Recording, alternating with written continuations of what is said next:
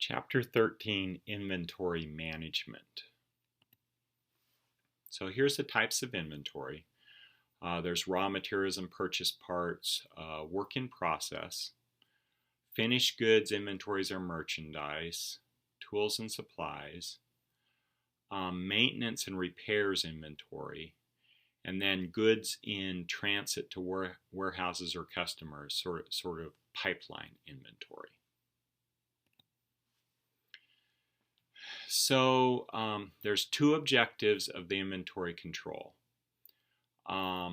First is the level of customer service. This is really having the right goods available in the right quantity, in the right place, at the right time. Second is the cost of ordering and carrying inventories. So the overall objective of inventory management is to achieve satisfactory levels of customer service while keeping the inventory costs within reasonable bounds.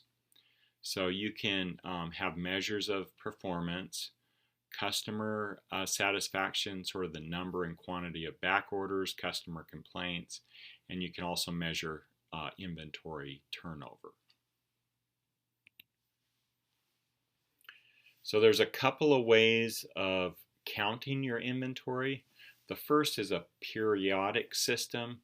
This is where you go through and physically count the items in inventory at periodic inventory intervals. And so you go count it. So let's say every month you count what you have and you order enough to replace it.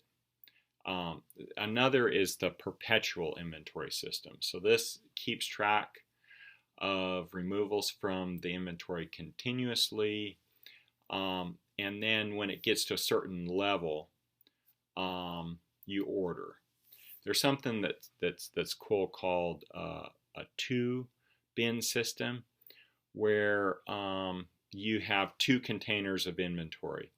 And when the first one goes empty, you order the second. Now, I do this with shampoo and deodorant and those kinds of things. I always have one bottle of shampoo that I'm using, and then I have one bottle of shampoo in my inventory. And as soon as I run out of that bottle of shampoo, I immediately put on my list that I need a bottle of shampoo. I do the same thing with deodorant.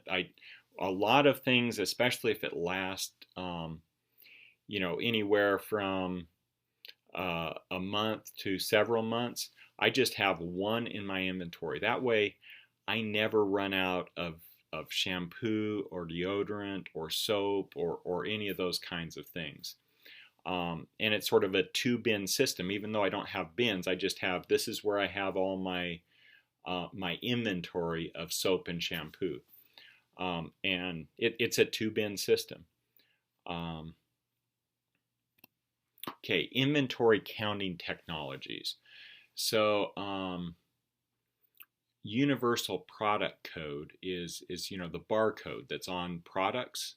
And so when you are checking out from a grocery store, when you check out, some computer somewhere is keeping track of that inventory, and it's decrementing that inventory. So it knows that it just sold that item. There's also RFID, radio frequency identification tags. And so what this is a technology similar to barcodes, but it uses radio waves to identify objects. And the cool thing with that is you don't have to actually see the object. You could go to a shipping container and use an RFID reader and count everything in that all at once with the RFID reader. So it has a limited range, but it's pretty cool. There's stores that some of the clothing, they're starting to put RFIDs into the clothing, and it raises the concern of privacy, because they can track that piece of clothing, and if there's an RFID reader at the door, not only do they know when they sell that piece of clothing, but they can also measure when you come back in wearing that shirt. If they know they sold it to you, they know how often you're coming back in the store wearing that shirt, which is sort of interesting. Inventory cycle. So here you have the inventory on hand, and that sort of shows the usage rate. And then when you get to this point right here, this is your reorder point. So you know, when I get to this level, I'm going to reorder. And this is the lead time right here. So I place the order and I get the inventory right at the precise moment that I need it, and here's my new inventory. So that's sort of the inventory cycle, and that's with a nice level inventory. But even if the inventory is not real level, if you have this reorder point, it's whenever you get to. So this is a perpetual inventory. So then the question is, how much inventory should you have on hand? So here, this is a formula. Essentially, this line here is your ordering costs, and this is your holding cost. So when these two cross, that's really the point where it's the optimum order quantity. Now there's other considerations, because the shape of this curve may not be this shape. It very easily could be, well, if you buy a truckload, you get this much. If you buy a half a truckload, it costs you this much. If you buy a pallet, it costs you this much. If you buy a case, buy a box, whatever. So those are considerations. Reorder point under uncertainty. So when your demand or lead time uncertainty creates a possibility that demand will be greater than available supply. So reduce the likelihood becomes necessary to carry safety stock.